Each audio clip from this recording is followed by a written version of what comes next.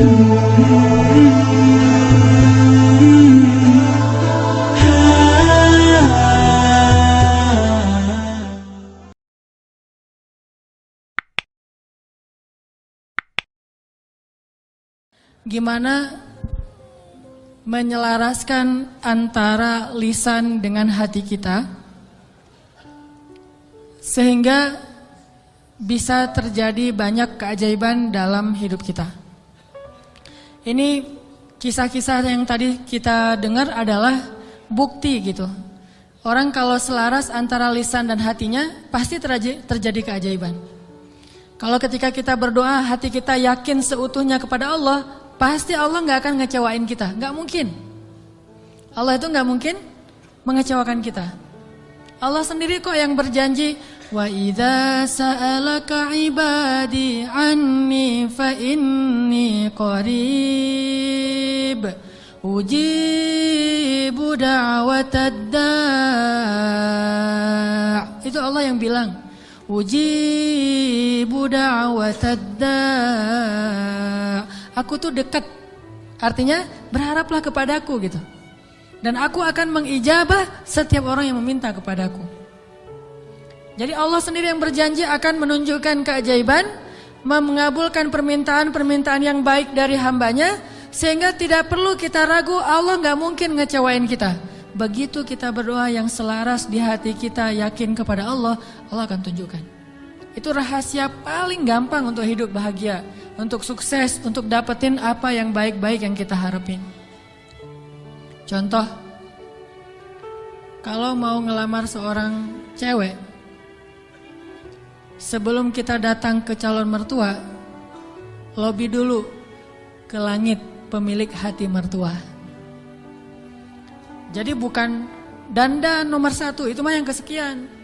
Bukan misalnya bawa CV yang bagus, isi CV-nya teh. Kalau perlu tanggal lahirnya diedit biar nggak terlalu ketuaan gitu ya.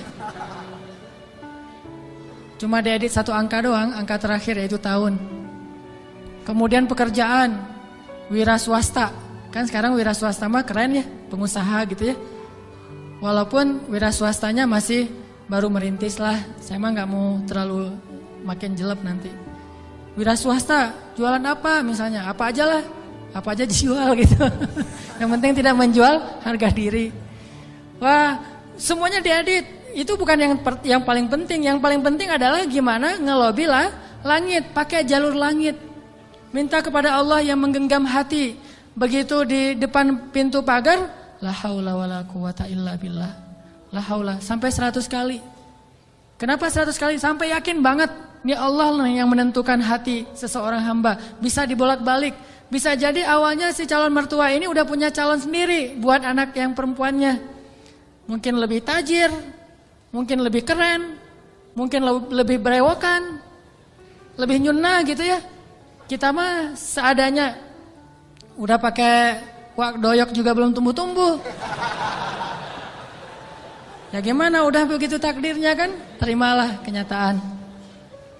Akhirnya orang tua, calon mertua tadi yang udah punya rasa srek kepada yang lain, tiba-tiba berubah pas ngelihat kita. Wah, ini nih calon menantu saya nih. Kita baru mau ngomong, udah tenang aja. Kamu bukan hanya akan saya berikan anak saya, juga domba-domba gitu ya. Kan la haula wala quwata illa billah. Dikasih modal nikah, dikasih mahar, disiapin semuanya, dimudahin banget. Kenapa? La haula wala quwata illa billah. Itu lebih penting daripada mahar, lebih penting daripada bawa kendaraan apa walaupun minjem. Lebih penting dari apapun, lobi Allah dulu, pemilik segala hati hamba. Itu berlaku banget. Jadi kalau selama ini masih belum beruntung, berarti kurang la haula wala quwata illa billah. Tips supaya mengakhiri masa jomblo, yakin sama Allah, banyak-banyak la haula wala quwata illa, dan berani datang kepada calon. Kalau kata seorang pelawak, kalau kita jelek, jangan takut untuk mencintai seorang perempuan, karena yang takut itu harusnya yang dicintai, kan gitu ya. Kita mah nggak usah takut, yang dicintai yang takut. Yang datang ke saya kok wajahnya gini, tapi Itu mah cek cak lontong. Jarine cak lontong. Oke. Sama juga kalau misalnya seorang istri pengen membujuk suaminya. Membujuk ngapain nih? Membujuk tambahan saldo. Ini udah akhir bulan nih, tanggal 31, pakai la haula wala quwata illa billah. Itu ngaruh banget. Sambil senyum, sambil la haula wala quwata illa billah. Oh ngerti mah, besok ditransfer gitu ya. Gak usah bilang, "Pak, uang bulanan," gak usah. Bilang aja la haula wala quwata illa billah. Lobby Allah sehingga dia jadi sayang sama kita, dikasih lebih. Jalan ke mall. Lobby Allah supaya dia sayang sama kita, dikasih lebih. Jadi dibeliin apa. Ini semuanya karena kita yakin sama Allah yang Maha Kaya. Saya pernah dulu di tablik. Awal-awal saya dulu hijrah dari hidup gak jelas menjadi agak jelas. Saya waktu SMA juga masih belum jelas. Suka sama cewek tapi gak pernah disukai. Mungkin saya mirip dengan kata-kata Cok Lantong tadi kali ya. Suka, alhamdulillah gara-gara saya gak diterima, akhirnya saya gak pernah pacaran. Itu bukan karena saya gak mau pacaran, karena nasib aja. Jadi akhirnya gak bisa pacaran. Nah, pas sudah jelas gara-gara datang jamaah tablik berdakwah di sekolah saya, akhirnya saya masuk ke tablik yang khuruj 3 hari, 40 hari. Di tablik itu ada pelajaran tauhid yang menurut saya bagus ya, inspiring gitu. Kalau kita lagi makan nih, kan makannya tuh rame-rame tuh, pakai talam gitu kan, makan rame-rame. Terus ada petugas khidmat namanya yang ngasih-ngasih lauk, nasi, ikan segala macam. Jadi SOP di tablik, kalau kita lagi makan, mau minta tambahan makanan, nasi, ikan atau lauk, itu nggak boleh minta kepada yang khidmat. Kita ngomong, Allah, ikan, Allah, datang tuh ikannya. Wah ini ikan, Masya Allah, Allah kasih datang ikan. Di situ belajar tauhid tuh. Ternyata kuahnya kurang, Allah, kuah, Masya Allah, kuah, Masya Allah. Datang tuh kuah tuh. Soalnya orangnya dengerin gitu ya. Tapi walaupun ini agak-agak menurut sebagian orang aneh, justru di situ kita belajar yakin sama Allah. Makanya saya sering cerita, awal-awal saya dapat hidayah ke tabligh itu, lagi mau main bola, keluar dari sholat asar di masjid, bukan keluar sholat asar, lagi main bola depan masjid. Masjid di Aceh itu kan luas-luas, halamannya bisa main bola. Ada orang main bola, ada sapi yang lagi ngerumput, karena saking luasnya halaman masjid.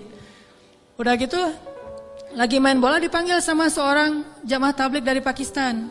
Dia nyebutnya Maulana gitu. Orang tabligh kan kalau udah level ilmu tertentu disebut Maulana. Maulana ini manggil saya, come here gitu. Saya datang. Saya waktu itu masih anak muda gak jelas gitu. Duduk di sebelah dia tanya. Dia tunjuk-tunjuk ke langit gitu. Gak bisa bahasa Indonesia. Saya bilang, kenapa?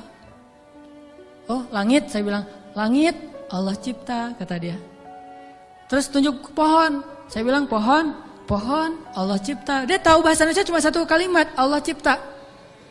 Pohon Allah cipta. Saya tunjuk anak-anak, dia nunjuk anak-anak. Oh, orang Allah cipta. Itu aja selama setengah jam. Begitu setelah setengah jam Allah cipta, tiba-tiba saya ngerasa kayak ada yang masuk ke dalam hati saya tuh sejuk banget.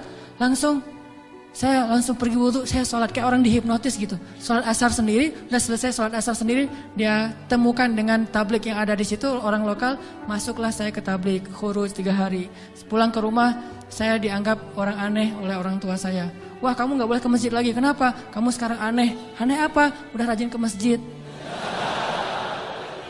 Rajin ke masjid aneh dulu teh. Orang tua kan takut ke jaring aliran apa mungkin yang mau jadi pengantin, bom bunuh diri atau apalah, takut. Terus saya mulai pakai jubah waktu itu, jubah putih, sorban putih. Begitu saya lewat depan tetangga ada anak kecil lagi main, dia bilang, "Mak, malaikat lewat," gitu. Waduh, saya malaikat gitu. Luar biasa. Ini artinya belajar yakin.